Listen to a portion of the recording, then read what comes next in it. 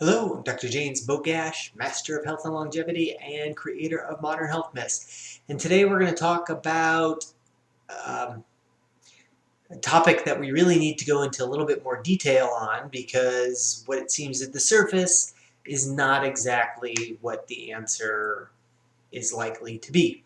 This has to do with a study that looked at replacing red meat for other forms of protein, things like chicken, eggs, uh, dairy, nuts, and the risk for type 2 diabetes. And they generally found that replacing a serving, for each serving per day, as an example, chicken, they found that replacing one serving a day with poultry, um, replacing one serving of red meat a day with poultry would lower the risk of diabetes by about 18%.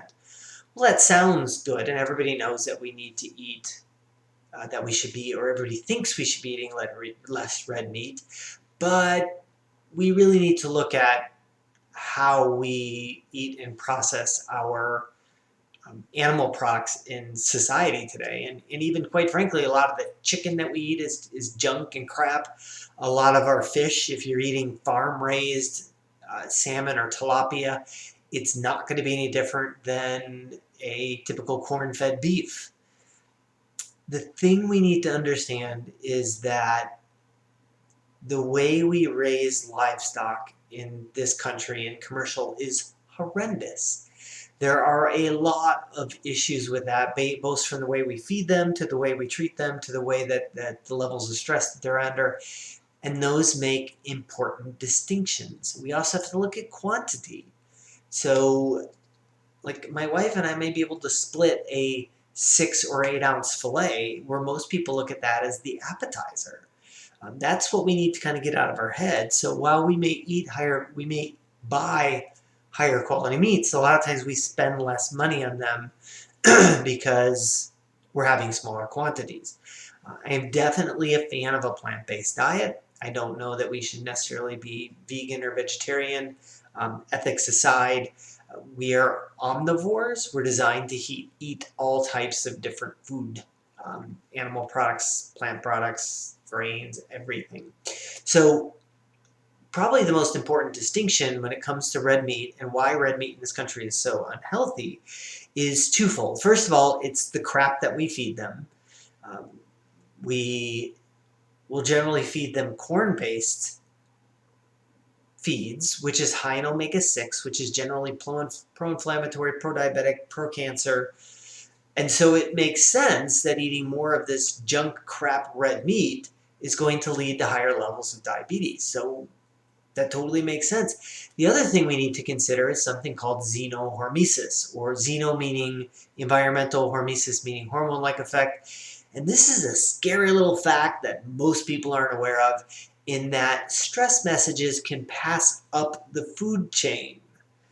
So, as an example, stress is supposed to be an adaptive protective response. That's acute.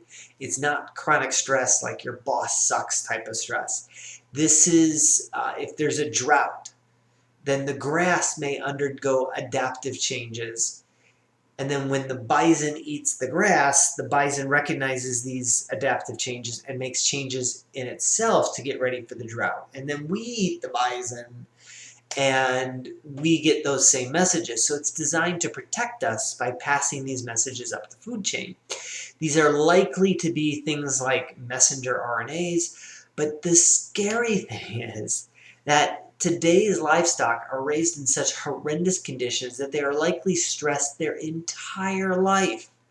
That means when you eat a crappy fast food hamburger made with crappy beef, that you are further stressing yourself out. You forget the idea that there's no nutrition in that, but the idea that there are messages in that meat that are going to cause your body to stress out more is just a death sentence waiting to happen. So when you first look at the study and find that, yes, replacing red meat with other forms of protein lower the risk of diabetes, we really need to look at the quality of the meats that we're taking in, because most often they're just junk crap and not anything that we should be eating. As always, I'll post a link to this particular study in the comment section. Make sure you share this video with somebody who you think needs the information, subscribe to the channel, and like this video.